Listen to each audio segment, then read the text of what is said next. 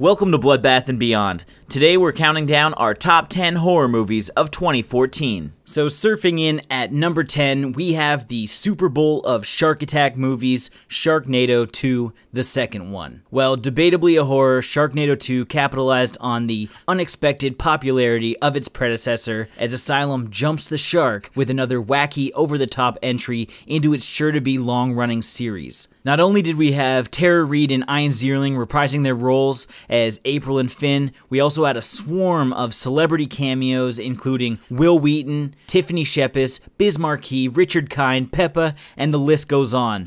Sharks, they're scary. No one wants to get eaten. But I've been eaten! Takes a lot more than that to bring a good man down. Let's go show him what it means to be a New Yorker! The 2015 release of Sharknado 3 is going to be bigger, better, and I can't wait to live tweet all the mayhem and Easter eggs with the rest of the Twitterverse. Moving on to number 9, we have Cheap Thrills. Now, this is just a fun film that has David Koechner and Sarah Paxton playing the rich people that need a little more excitement in their life, so they go and pit Pat Healy and Ethan Embry against each other in a set of dares as they progressively get more and more intense. The acting in this film was incredible, and the pacing of the dares really has you thinking to yourself, what would you do if you were put in their same situation and you needed money as badly as they do? $25,000. It's your pinky. You use it for like nothing. Fuck it, I'll do it. What about me? I don't make that much money. 21.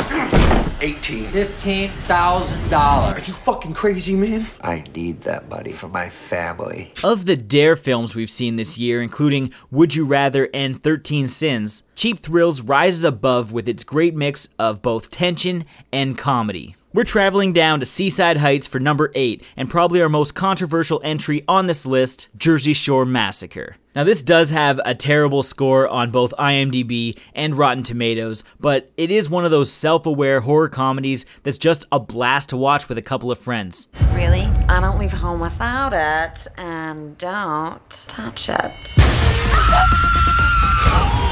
Jersey Shore Massacre is hilarious, it has lots of nudity, and has some of the best gore and most unique deaths we've seen all year. Whether you're a fan of MTV's Jersey Shore or have a desire to brutally murder each house guest, Jersey Shore Massacre is a must-see. Moving on to number 7, we're switching gears a little to a more serious indie horror, Silent Retreat. This film takes place on a silent meditation retreat where the people running it are brainwashing the young women who attend. This movie plays with a unique dynamic in that a lot of people don't talk most of the time, which forces the actors and actresses to use their body and their facial expressions to convey what they're thinking. The story plays out a bit slower as you start to question the motives of the camp and you try and figure out what's really going on, but that is up until the super intense final act where the film really shines. You're a very bad influence, Janie, but disobedience like this cannot go unpunished. Standing in line for Kool-Aid at number 6 is Ty West with his take on the Jonestown Massacre, The Sacrament. Based on the cult led by Jim Jones, this film sheds new light on the found footage subgenre, utilizing amazing camera techniques to set up some unique and beautiful shots. You come down here and I'll give you a place to live. I'll give you a job. I'll give you a bed. These people are my family, my children. And when you write this up, just know that you're dealing with their lives. Every character is played to perfection, and their reasoning behind moving a camera from one place to another or leaving it somewhere is just really well explained. This is probably one of the most convincing found footage films we've ever seen. Heading to the Outback for number 5, we've got Wolf Creek 2. This highly anticipated sequel was one of the most fun horror films of 2014. In this world, there's people like me, and there's people like you. And it's up to my kind to wipe your kind out. Well, definitely not as serious as the first. Wolf Creek 2 pits Mick Taylor against a new host of tourists, which leads to a series of action-packed chase sequences, some incredible kills, and of course gives us a lot of that tongue-in-cheek humor from everyone's favorite antagonist from Down Under. Welcome to Australia! At number 4, we have the nearly pitch-perfect musical slasher, Stage Fright. This film took a lot of risks playing to the hype of Glee while making a spoof of the slasher genre, but honestly, they did a stellar job. This is a fun whodunit with more Easter eggs and homages to both slashers and musicals than we've ever seen in any film to date. We save, preparing for opening night. Rehearse all day, it almost came perfectly right. Welcome to Limelight. With a ton of great practical gore, hilarious one-liners, and brilliant musical numbers, Stage Fright is our top choice of 2014 for an entertaining, campy, satirical film. Popping up at number 3, we have the psychological horror, The Babadook. This is one of the most frightening films of 2014, not because it relies on jump scares like most movies we're seeing these days, but because it touches on so many different feelings that people can relate to, from depression and loneliness to the loss of a loved one through survivor's guilt. It's just a book. It can't hurt you. The Babadook is incredibly paced and shot in a way to evoke fear even when it shouldn't be present.